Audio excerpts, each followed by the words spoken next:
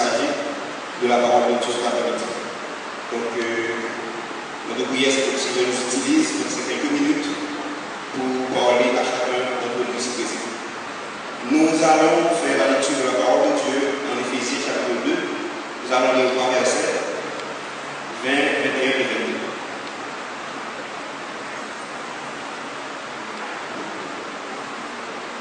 Éphésiens chapitre 2, verset 20 à 22.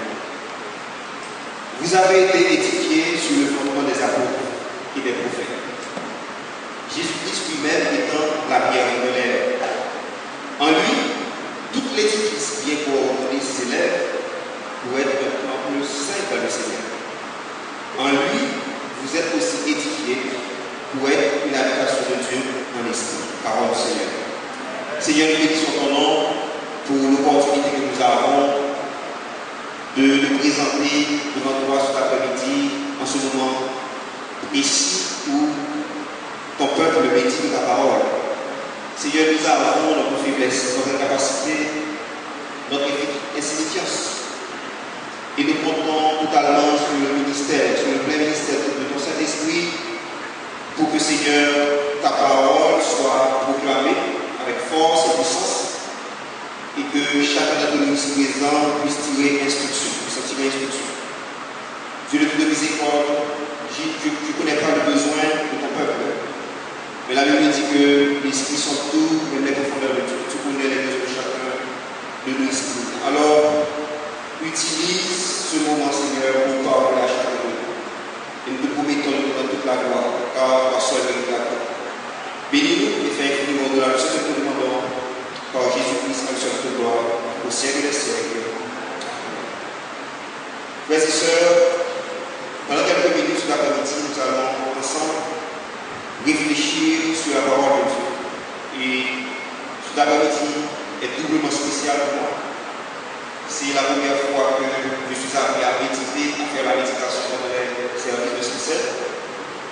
C'est la première raison de ce moment spécial pour moi. Mais la deuxième raison, c'est que je pense que c'est l'une des rares fois que je vais tenter de présenter la méditation de la parole de Dieu en français. Amen. Donc soyez intelligents.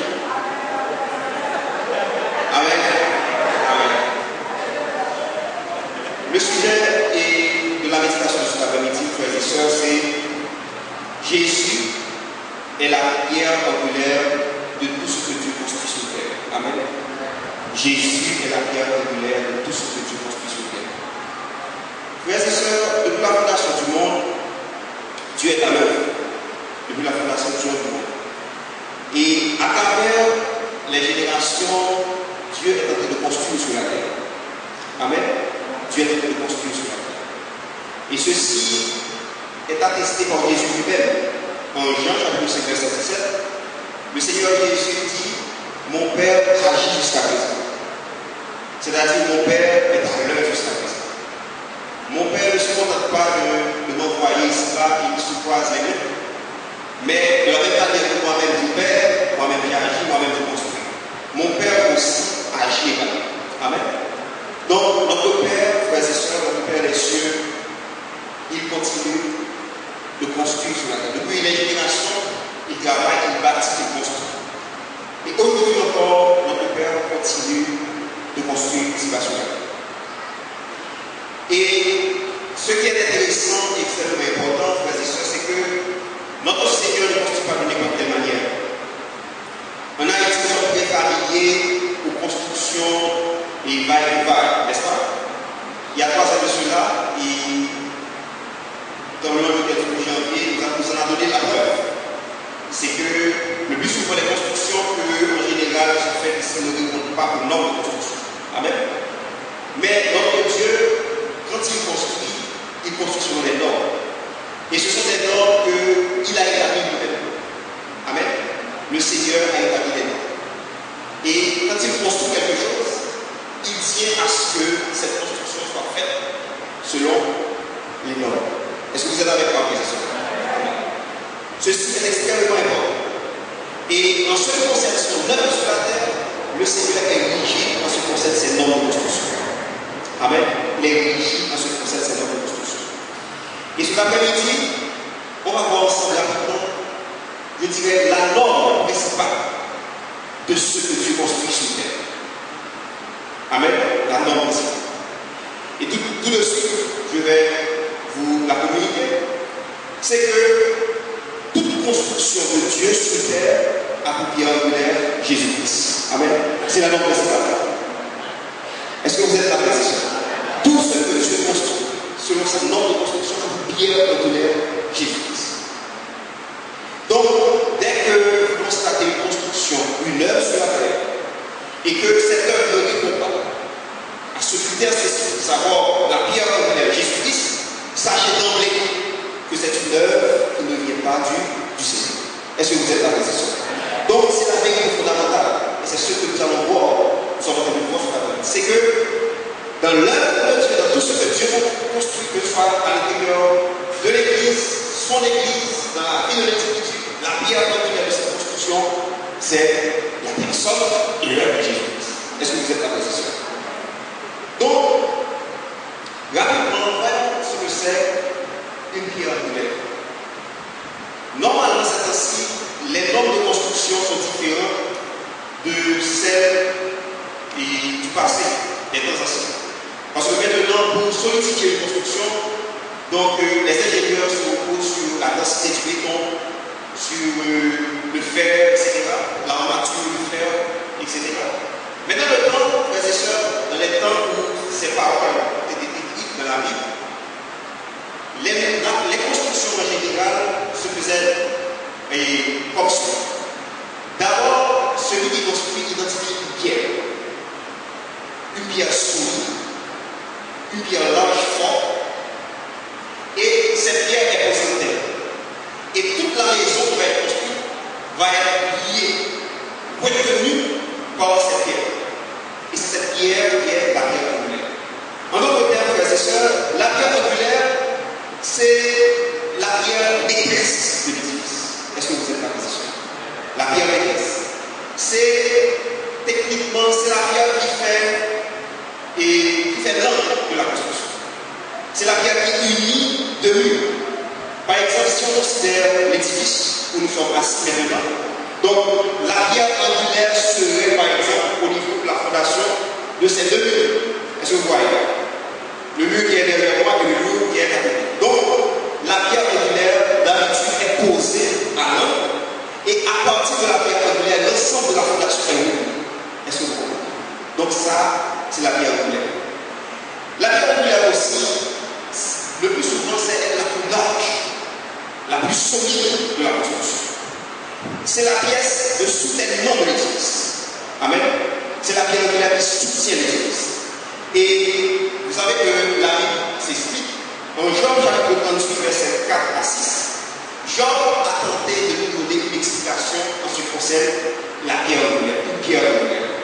Dans Job chapitre 38, verset 6 à 4 à 6, pardon, voilà ce que disent les Écritures, mes frères. Où était Dieu dans la Job? Où étais-tu quand je fondais la terre? Dis-le, si tu avais l'intelligence. Qui a fixé les dimensions? Le sais-tu? Ou qui a étendu sur elle les corbeaux? Sur quoi cette base sont-elles appuyées? Ou qui a imposé la pierre? En d'autres termes, selon ce texte, la pierre angulaire soutient la base de l'édifice. Est-ce que vous comprenez? Donc, frères et sœurs, tout ce que Dieu construit sur la terre, la norme principale, fondamentale, c'est que la pierre angulaire de cette construction, c'est le Seigneur Jésus lui-même. Et ceci, frères et sœurs, a deux implications. Et nous allons voir ces deux implications pour conclure cela avec nous. Le fait que Jésus est la pierre angulaire de tout ce que Dieu construit sur la terre a deux implications. La première implication, frères et sœurs, c'est que c'est personnel. J'appartiens à Dieu. Je peux me considérer comme une construction de Dieu si et seulement si Jésus est la pierre angulaire de ma vie. Amen. Est-ce que vous êtes la position? Tout le monde saisit. Je peux me réclamer du Seigneur. Dans les rues, il y a beaucoup de personnes qui disent c'est le Seigneur. Je peux dire que je connais le Seigneur. Je peux avoir une Bible Thompson et un champ d'espérance avec 9 portes. mentir, etc. Je veux connaître les chants évangéliques. Je veux être assis au temple. Mais cela ne veut rien dire en fait si, quand j'essaie d'analyser votre vie, je ne vois pas que Jésus est la pierre angulaire de votre vie. Est-ce que vous comprenez ça? L'essentiel pour que j'appartienne au Seigneur, il faut que la pierre angulaire de ma vie soit le Seigneur Jésus lui-même. C'est la première indication. Maintenant, essayons de tirer à partir de cette vérité une leçon pratique. Frères et sœurs, vous allez probablement être surpris dans le ciel de voir des gens, de ne pas voir des bien-aimés qui ont milité avec vous dans l'œuvre de Dieu. Vous allez être surpris. Vous allez dire, oh, mais je n'ai pas vu frère Jean, mais où est-il? C'est un grand prédicateur. Est-ce que vous comprenez, frères et sœurs? C'est la vie, frères et sœurs, votre religion est vaine si à la base de la religion il n'y a pas la personne et l'œuvre de Jésus-Christ. Je peux être en mesure de prêcher un message puissant. Des gens sont venus à la conversion. Mais si ma vie ne se repose pas sur Jésus, si je n'ai pas accepté Jésus comme mon Seigneur et mon Sauveur, et ma religion est vaine. C'est extrêmement important. C'est-à-dire, frères et sœurs, examinez-vous en ce présent moment. Qu'est-ce qui constitue la pierre, le roc solide de votre vie? Est-ce une promesse de Dieu? La promesse, par exemple, de vous marier, d'avoir une maison. C'est ce qui constitue la chose qui vous retient dans la maison du Seigneur. Est-ce ça? Ou bien est-ce que votre vie est basée sur ce que Jésus-Christ est et sur ce qu'il a à faire? C'est extrêmement important. C'est examiner vos positions. Parce que c'est ainsi, les gens confondent les choses. Des fois, on s'applique au superflu et on néglige l'important. Et l'important, c'est la personne et l'œuvre de Jésus. L'autre implication de ça, frères et sœurs, avant de passer à mon point, c'est qu'il y a des gens qui étaient très aimés dans l'église, et puis après quelques temps, vous ne les voyez pas. Et quelle est la raison? C'est parce que ces gens s'attachaient à beaucoup de choses sauf à Jésus-Christ. La première déception a été pour eux une occasion de chute. Parce que la raison pour que le servir le Seigneur, c'est parce qu'ils s'attendaient au support des frères à l'église. Et voilà que dans un moment donné, ils n'ont pas de ce support. Donc, ce qui doit, frères et sœurs, vous retenir dans la présence du Seigneur, doit constituer la base de votre piété. C'est la personne de Jésus-Christ. Extrêmement important. Mais la deuxième implication, frères et sœurs, vous terminez. La deuxième implication de ça, c'est que le fait que Jésus soit la pierre angulaire de toute construction de Dieu, c'est que toute religion, toute doctrine dont Jésus n'est pas la pierre angulaire, est-ce que nous la connaissons? Vous êtes là avec moi? Quelle que soit la religion, le secte, la doctrine, si à l'intérieur de cette doctrine, je ne vois pas Jésus comme la pierre angulaire, cette doctrine ne vaut rien. Est-ce que vous êtes là avec ça? Même si je vois des malades d'être guéris, des démons d'être chassés, si à l'intérieur de ce système de croyance, il n'y a pas Jésus-Christ, ce système de croyance est vrai. Est-ce que vous êtes là?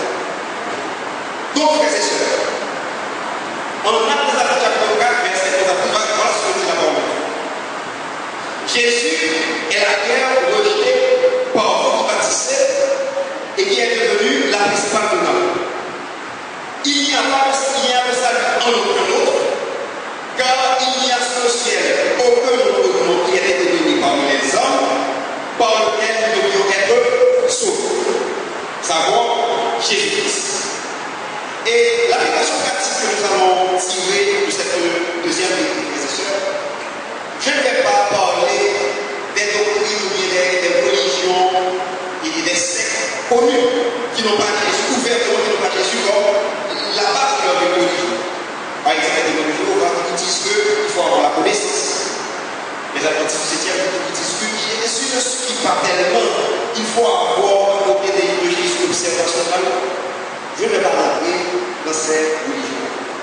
Mais je veux souligner à votre attention ce matin, ce soir, frères et sœurs, les religions, les courants évangéliques, quoique évangéliques, mais qui n'ont pas Jésus comme Pierre en premier.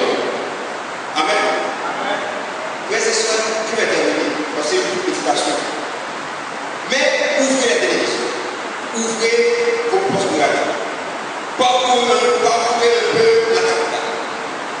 Et certainement, vous allez trouver des regroupements évangéliques, vous ne savez pas l'église, des regroupements évangéliques, qui ont pour base, en fait, la délivrance, la guérison, la victoire sur les ennemis. Le Seigneur a passé à terre. Est-ce que nous l'avons mené dans notre temps? Et c'est ça, seulement ça qui constitue la base de l'œuvre. Est-ce que vous êtes pas positionné? Abstenez-vous de cette démocratisation. Parce que de telles doctrines ne feraient que conduire leur adhérent vers la vérité. Est-ce que vous êtes pas positionné? Donc, l'application pratique de la deuxième vérité, frères et sœurs, si vous avez s'il y a une doctrine quelconque, une église quelconque, dont la doctrine n'a pas Jésus-Christ, la personne et l'œuvre de Jésus-Christ à sa base, cette religion est vaine et ne fera que occasionner la ruine. Est-ce que vous n'êtes pas positionné? La ruine de cette adhésion du Seigneur. Extrêmement. En conclusion, vous terminez, frères et sœurs. Ce que rapidement j'ai tenté de vous dire cet après-midi par le Saint-Esprit. Jamais chaque personne se fait à faire un auto-examen. Examinez-vous vous-même, frères et sœurs, pour évaluer la place réelle de Jésus dans votre vie. Est-ce que véritablement Jésus est la personne de votre vie? Examinez-vous vous-même, au secours. Est-ce que vous êtes la frères et sœurs? Examinez-vous vous-même. Peu importe le nombre de temps que vous avez dans l'église, etc., examinez-vous pour évaluer la place de Jésus. Parce que si Jésus n'a pas la place qui soutient l'édifice de notre vie, alors il y a un problème. Il faut reconsidérer les choses et prendre Jésus comme la première. Est-ce que vous êtes? Autre chose, pour conclure, frères et sœurs. Je profite de cette occasion pour mettre en garde les membres de l'église évangélique baptiste contre toutes ces doctrines. Il y en a beaucoup à la télévision. Aux États-Unis, il y en a un peu en plus. Maintenant, en France, etc., en Afrique. Et ça commence, je dirais, en dans l'esprit, à infester le pays. Est-ce que vous êtes là, frères et sœurs? Je vous mets en garde de cette doctrine, frères et sœurs. Effectivement, le Seigneur peut vous guérir, le Seigneur va vous guérir. Est-ce que vous êtes là? Le Seigneur peut vous délivrer, il va vous délivrer, il promet de vous délivrer. Mais ne faites pas de cela la base de votre foi. Est-ce que vous êtes là? Est-ce que vous êtes là, frères et sœurs? Donc, si vous prenez en compte ces conseils que je vais vous dire, frères et sœurs, certainement, le Seigneur fera par votre vie avec vous des choses extraordinaires qui ne sont pas